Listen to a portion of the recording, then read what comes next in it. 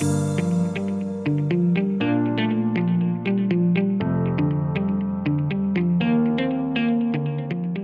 Aldis podcast is brought to you by Aldis International, supplying your expert AI and digital transformation staffing needs across the US and Europe. Today, you are listening to our AI in Action series, where leading minds in AI from across the world share their story, success, and advice. AI in Action cuts through the hype and explores the true impact of artificial intelligence in our world today.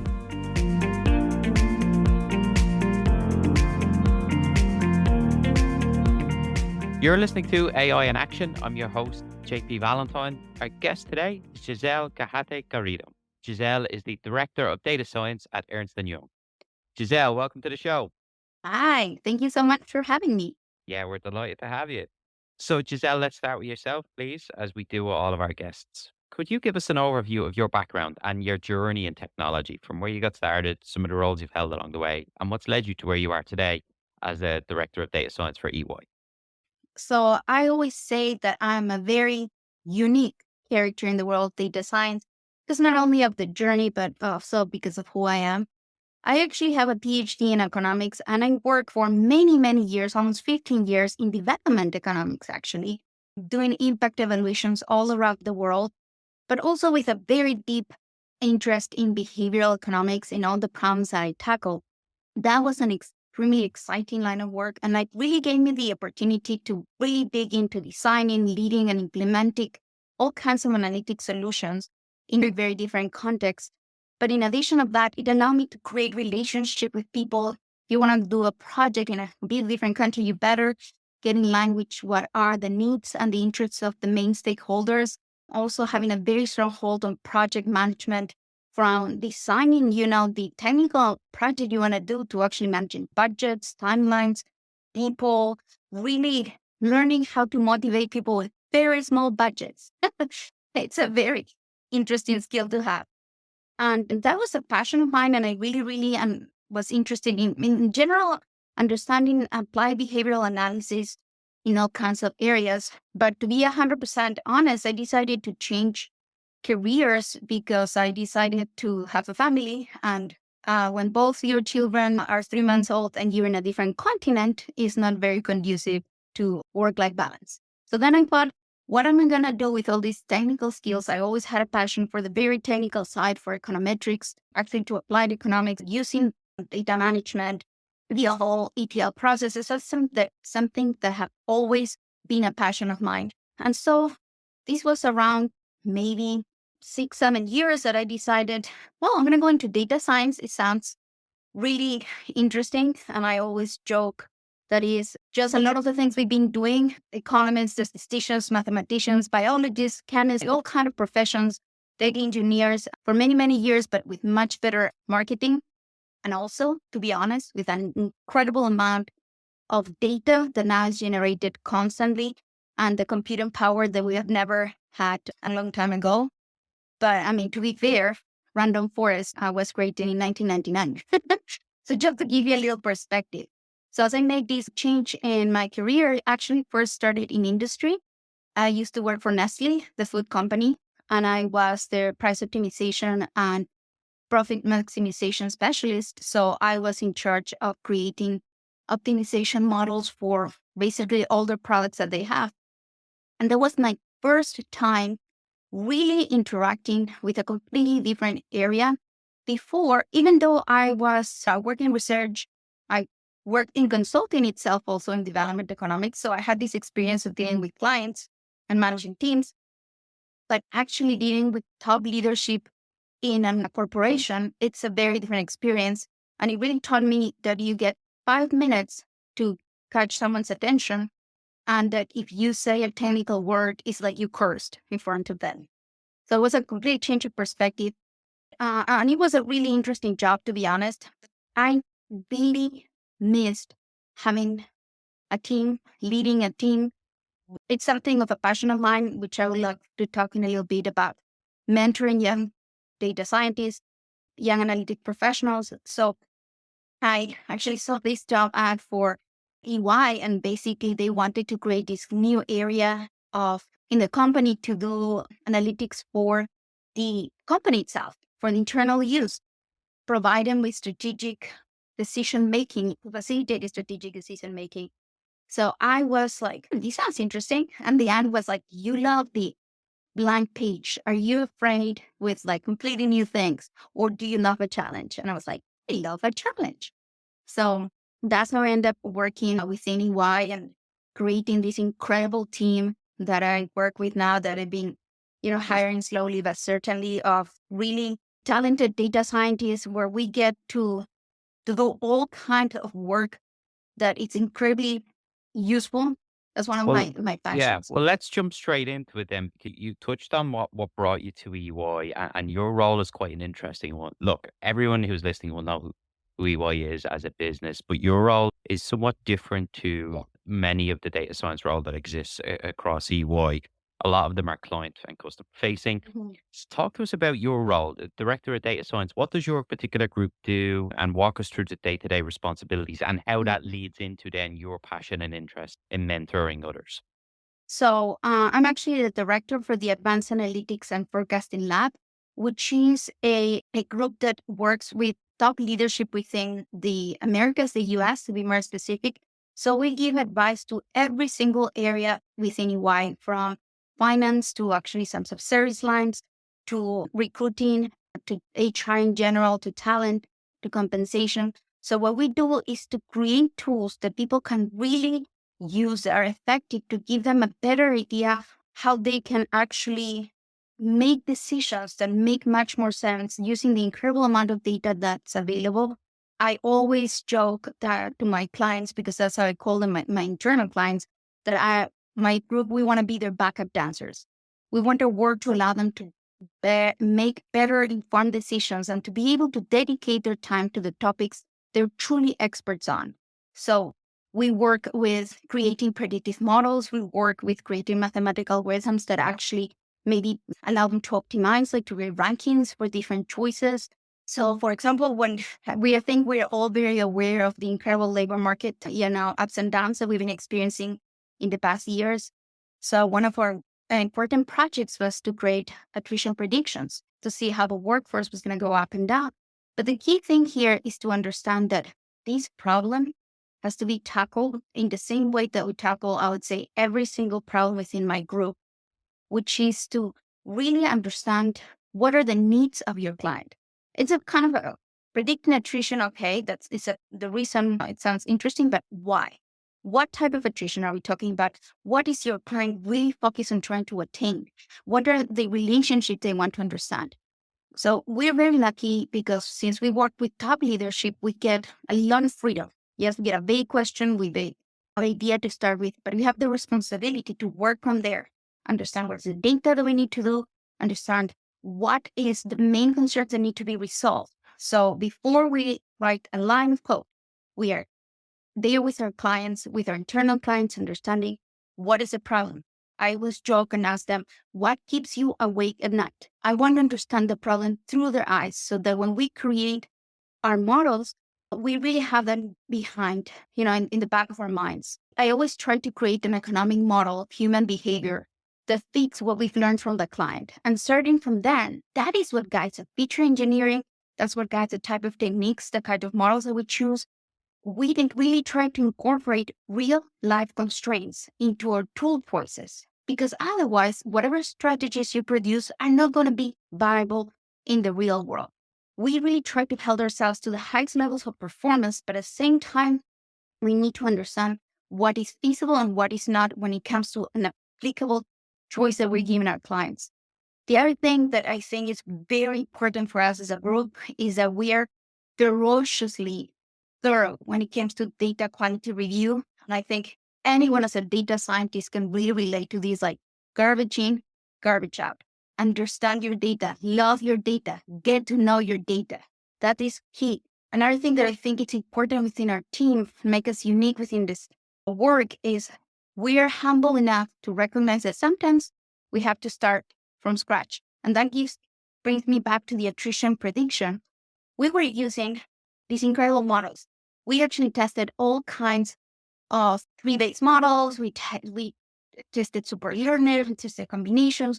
We actually went all out with the actual really improving the performance by tuning our hyperparameters, changing the way that we describe our search to optimize. We were like all on, and we had these amazing models. It was like crazy. And then guess what?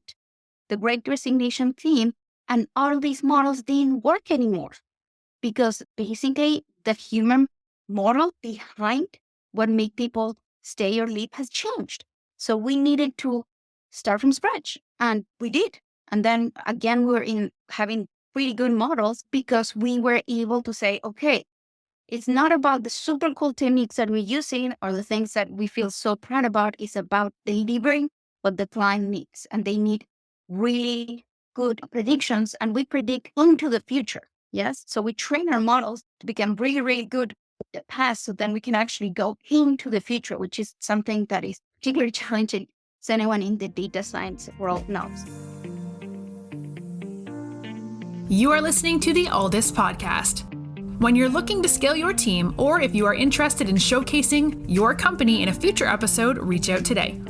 Or if you're in the market for a new role, visit our website to view open positions, www.aldis.com. And one of the things that I want to make sure that you get some time to talk about is your passion for leadership and mentoring others, because in the world of data science, we have a lot of smart people working in this place, but one of the areas that is often the biggest skills gap is nurturing of future talent and leadership. So can you explain why that's so important to you and what that looks like on a daily basis for you and your team? Thank you so much for giving me the chance to talk about that, because that is a topic I am truly passionate about. I think that data scientists are extremely driven professionals that thrive in an environment of full recognition of their talents. And I think that is lacking a lot because they are very productive. I mean, let's face it, if you're a data scientist, you must be really smart, because in order what it takes a kind of basic knowledge that you need to get into this field, it's pretty complex. So you need to be a self-starter. You need to be the kind of person that it's very proactive, that actually it's passionate about what they do. And a lot of people misjudge that and think, okay, they're all little engine that doesn't need anything else. And that is not true.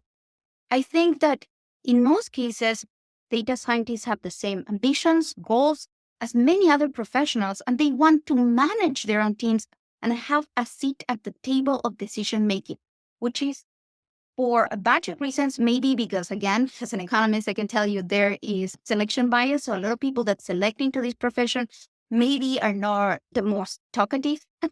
I know I'm an exception. Maybe they're not the most extrovert, but that doesn't mean they don't have the same passions, and understanding that and guiding them within their needs is very important. What I think is that they might just have a different set of strengths, but with the right mentoring and coaching, they can become powerhouses. I make a point in my team to have what my team is totally heard like a million times, which is teachable moments. And what is this? It's like actually investing time to teach them not only about technical stuff, but also about all the unwritten rules of progressing in the workplace, and also providing them the opportunity to acquire those skills so they can be effective managers themselves once they reach that level. But how can you expect someone to know how to manage if you never gave them the chance to learn the basic skills, to understand what's behind, to look behind the curtain? And that's something, for example, as simple as my team gets to be part of the hiring process. They get to understand what goes into creating a good job description to hire someone. We actually talk all together and decide what are the skills that are missing our team? What will be the golden thing that we would love to make this amazing? I always joke with my team, we might not be perfect data scientists, each of us, but together we make the perfect data scientist group. Because at the end of the day, data scientists is made up of all kinds of professions: mathematicians, statisticians, engineers, biologists, chemists, as I said, economists even like me. So understanding everybody's different point of view, supporting their views, and that is another really, really important thing, is supporting them to acquire the skills, not only managerial, but also technical. this kind of professional is hungry for technical learning and for pushing themselves. I hear so many sad stories of people doing the same and the same. And I've even said this myself one time. It's like when I was, many years ago, and there was this job, and I really felt, wow, these people want me to be their little personal computer. And I was like, that's not what I want to be. We are here to provide an environment that allows people to have time to learn, to understand the logic behind the algorithms they use. These days, you have all this code already embedded in all this open code. So you can actually run a lot of things, but do you really understand? Do you understand what are statistics assumptions behind it? Do you understand what choices, you need to make in order to change what your algorithm is strictly doing? Do you know how to choose the right algorithm? In order to do that, you need to teach this to people. You need to give the time to teach that. I personally am extremely lucky to have Sarut Vituntian in my team as a master teacher. He always is learning the latest techniques, and then he is passionate about sharing this knowledge with the team. And he's really looking at the latest things. And me allowing them to have the time and allowing them to try new things is something really important. I always say that providing psychologically safe environment so that people can fail and know it's okay is one of things that I do all the time. I tell them it's okay to make mistakes, because if you're always pushing the envelope, how is it you're going to be perfect? It's impossible. And I even use this phrase from my dad. He used to say, who break the dishes? Who washes the dishes? So if you're going to do stuff, you're going to mess up. And it's okay, because then you can push and get to do so many amazing things. And personally, that's one of the reasons I love to work at EY, because it's a place where I have the ability to lead my team in the way I want to lead it. I can let them fail. I can let them try new things. I can give them space to learn. And I can support and encourage them in the paths they want to take. And guess what? My team is crazy productive and crazy happy, Love because that. yeah, I always say we work hard, but we work happy. Because when you show respect to people, when you see them, I always tell my team, I see you as a person. I love all the skills that you bring to the table. Don't get me wrong.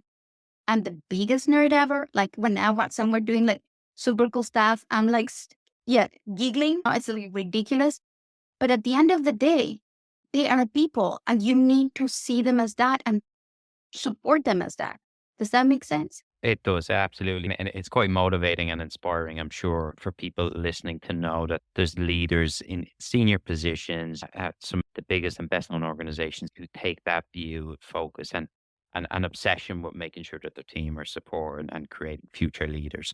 I want to use the remaining minutes we have. You and I could probably spend the next hour talking about all things data science, but with the few minutes we have, I want to give our audience a bit of an insight into what's next for your team and your group at EY. So when you look at the project roadmap, particularly the next 18 months to 2 years, what are some of the things that you're most excited about to work on? And part two of that question is, what impact is that going to have to future growth of the team? I have to say that I'm passionate about organization. I'm passionate about too many things, clearly. And so I actually create timelines with 12 months and in the future, like with weekly tasks. Yes, that's me. Because I like to keep organized. I feel like that's the way that to keep an idea of what you can do, how to make sure everybody has enough to do, but not too much. And the things that we have in the future, for example, we're going to really start linking different parts that we've been analyzing. So, for example, we've been looking a lot for particular service lines into margin optimization, maximization. And then we want to link that, for example, with information that comes maybe from surveys that has open-ended questions. So using natural language processing to link this information that usually is not really exploited to really hardcore numbers. Yes. So creating these bridges, we've been working with all these data sources within this organization. And one of the biggest efforts was, as I said, data cleaning, data pipeline creation, and data, I was going to say conversation, in the sense that making all these different areas from finance and HR and recruiting to talk to each other. So you can create a full on story and really provide thorough answers to leadership. So that we are going to be, as I said, working into the next level for projects. We had separate projects, and what happens when you link these areas together, you can answer much, much more complex questions. Now, in order to be able to do that, we have to keep on growing. Our team is always growing because as we plan into the future and we plan with different skills and we plan with different clients within the organization, we keep on expanding. That's the other thing. In terms of our client group within the company, the great thing is that when we started our work, we started with the general topics for all service lines and for all geographies within the Americas. So as we go into more specific sub-service line and sub-service line work and advice, we really have already a kind of a context. And so we're hoping to keep on hiring, yes, the next fiscal year. That's how we work in one. We work with fiscal years. It takes a while, but then it stays in your mind forever.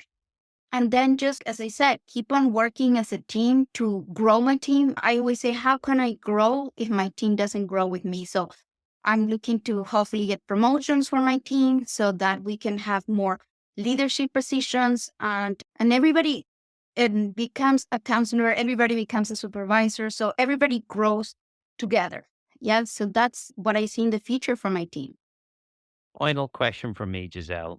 It tacks on nicely to what you've talked about, which is growth of the team. So as somebody who is so passionate about so many aspects of data science, when you're speaking to candidates about your group at EY, what is it that you tell them that gets them excited enough to join your team over some of the great companies who are trying to hire? Mm-hmm.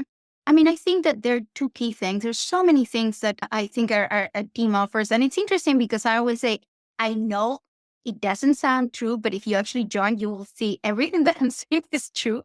But the two things that I really emphasize is the ability to learn and to push yourself. And people love that they will be constantly learning. And I think they know that we're always dealing with new projects, creating tools from scratch. And that's something that's really inspiring for anyone in this profession because they are just curious minds. And then the other thing that I think it's really something that they appreciate is that that phrase that I told you, we work hard, but we were happy. I have a very, very strong philosophy and no micromanaging, freedom. You know what? You're good enough for me to hire you. You're good enough to manage your time and know what we're doing. I'm going to give you support so you understand where we're going, so you understand your requirements, so you always feel supported. We work as a team. And I guess that is the other thing. We do not pitch people against each other. The wins of the team is the win of everybody in the team. And everybody knows, and that's really important, that you get credit for your work. I make a point that everybody in my team gets visibility. And I tell this in the interviews, you are going to have a career. It's not that you're going to do like a task again and again. You're going to have a true, real career. And I think that is exciting for candidates. Very exciting. Gissele, thank you so much for coming on today and talking to us. This was a great insight into not just your career and your background, but also your passion for your work and your role and everything that goes on in your team at EY. I know there will be many data scientists listening to this who would be very impressed with the environment which you've created, and you've made it sound like a great place to work. If I was a data scientist, I would want to work for someone like you. So we wish you, the team, and everyone at EY the best of luck in the months and years to come. And we look forward to having you back on the show in the near future to hear how things have progressed. Thank you so much. Well, thank you for having me. I really appreciate it.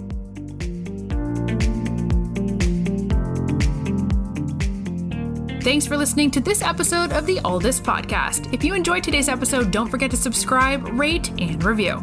We are available on Apple Podcasts, Spotify, and any Android podcast of choice. You can also head over to our website, www.allthis.com, to listen to more podcasts, view our open roles, and stay up to date with industry news. Thanks for listening, and stay tuned for more great episodes coming very soon.